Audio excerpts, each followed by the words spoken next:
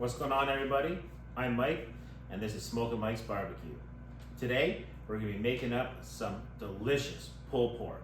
We're going to be using pork loins instead of your traditional pork shoulder or Boston butt. I love the way the pork loins are so juicy and tender. It's amazing.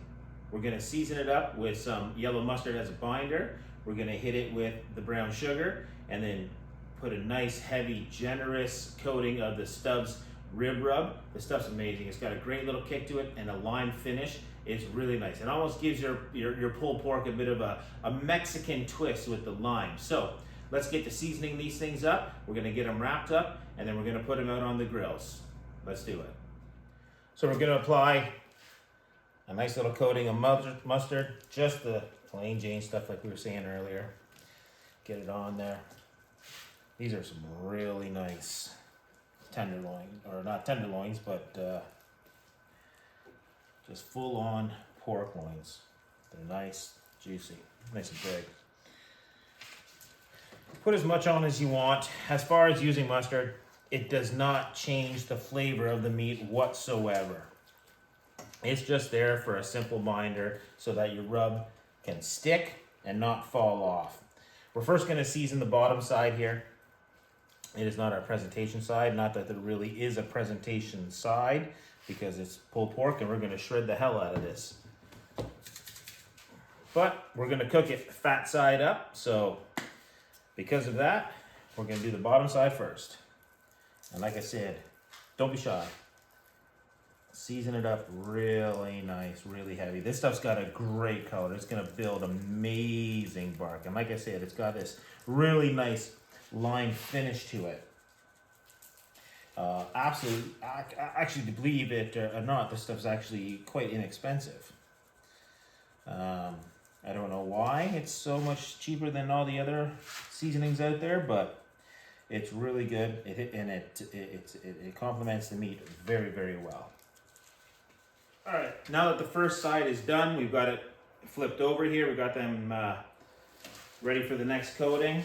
I don't think we're going to need as much yellow mustard on here because we got a little residual from when we did the other side, but we'll still do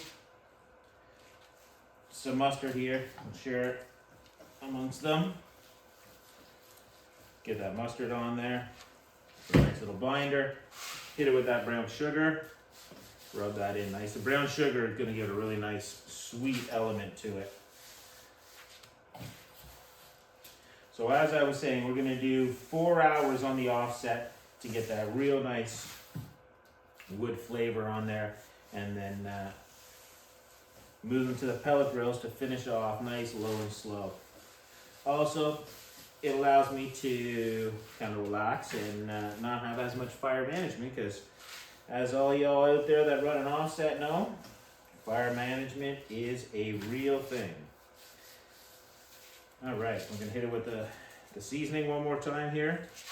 Nice and heavy, make it look good.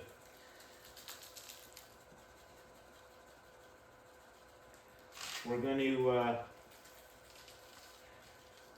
bring these to an internal temperature of 165 to 175 degrees. And then we're gonna put them in a tin foil tray with a bunch more butter, brown sugar, and probably throw a little more seasoning on there, and cover it with tin foil and let them braise till they get to an internal temp of 203 to 205 degrees.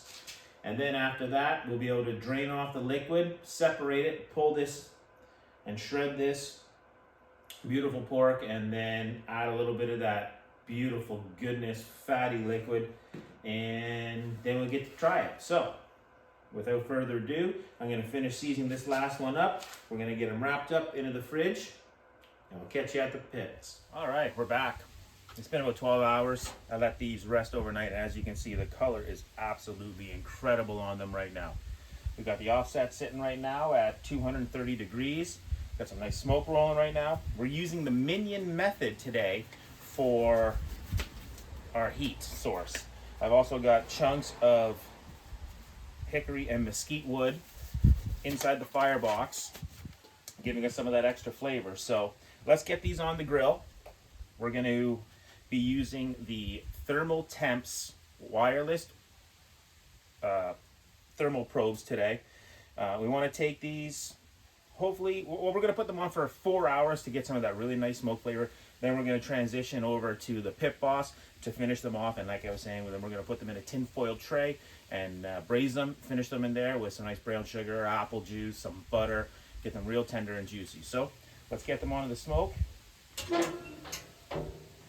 and get them very, very flavorful. So we've already got one on here already, one of the bigger ones. We're gonna get these two on here. And of course, gotta use some gloves because nobody wants nasty hands. We're gonna get those on there. We're gonna get this smoke rolling. Oh, this is gonna be something special. All right, now that those are on there, we're not gonna do anything for the next 4 hours, except for possibly spritz them with a little apple cider vinegar. And we'll see you then.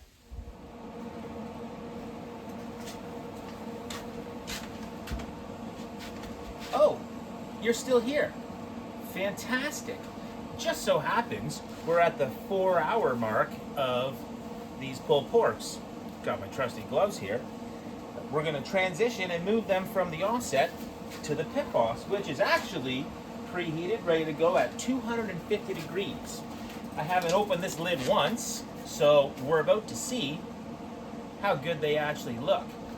I apologize if it's a little bit windy today. You see, we have a lake setting, and the wind is coming off the lake right now, and it could interfere with the sound of it. Hopefully not, though. Let's dive in and see where we're at. Oh, I don't know if you guys need to see this. It's looking pretty nice. All right, so we're getting a really nice red color on here. As you can see, look at that, nice red mahogany coming up.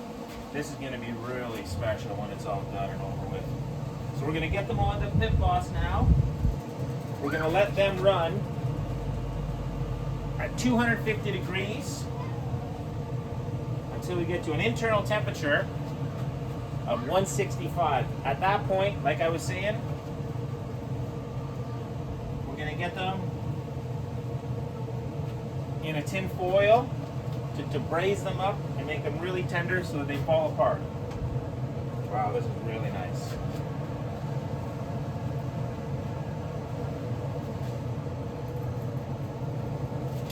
They all fit on there quite nicely.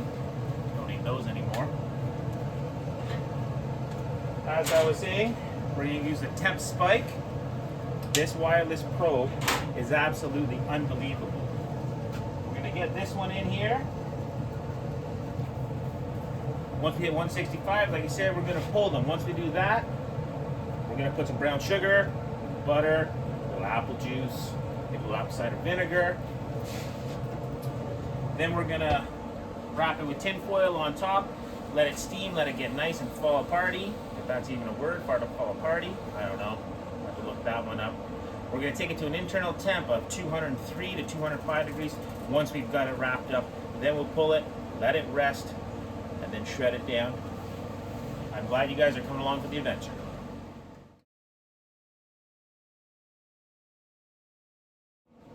All right, so we've reached the desired internal temperature that we're looking for.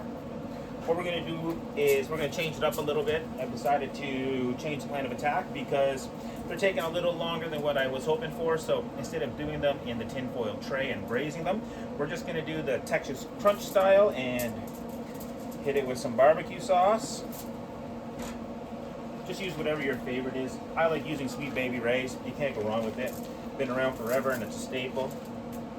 A little bit of brown sugar on the base there. And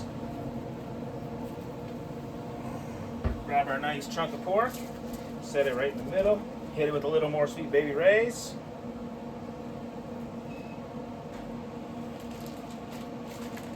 A little more brown sugar.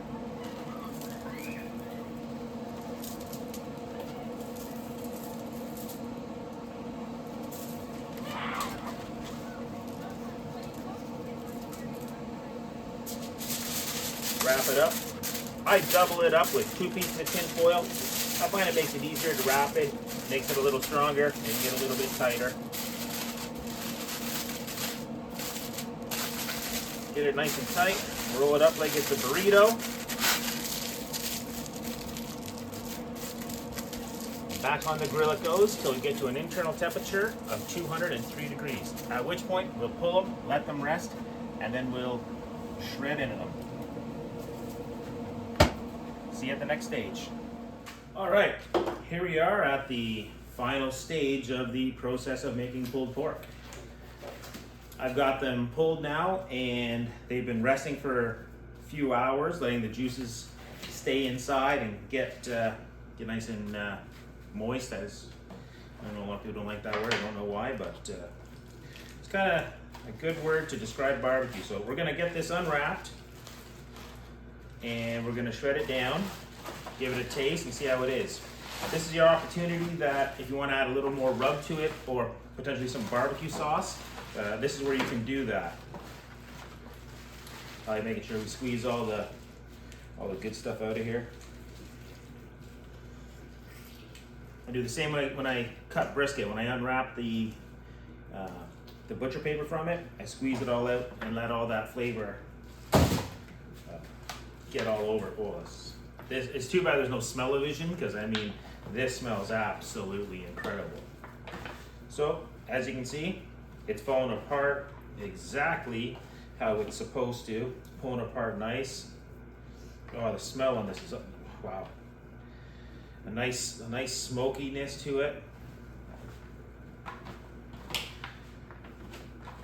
Yeah, this looks really good. Pitmaster privilege. We get to try a little here. Oh, that's really good. I think we use a little bit of sauce. We can get some of that in there. Like I said, just the same old Sweet Baby Ray's that we put inside the tin foil. We'll get that in there.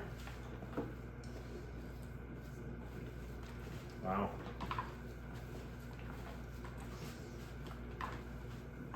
We've got an event that we're catering this evening, so once we're done doing this part here, I'll follow up with a few pictures of how that all went. But this pretty much has it. Perfect. Oh my. Oh my. All right, well, wow. I want to thank you very much for joining me on this adventure of making pulled pork. Don't forget to like and subscribe, and we'll see you on the next one. The other thing you'll notice in the pictures following this, the brisket from the prior video, you'll see it all sliced and set up, looking absolutely incredible. Again, from all of us here at Smoky Mike's Barbecue, thanks for watching. We'll see you on the next one.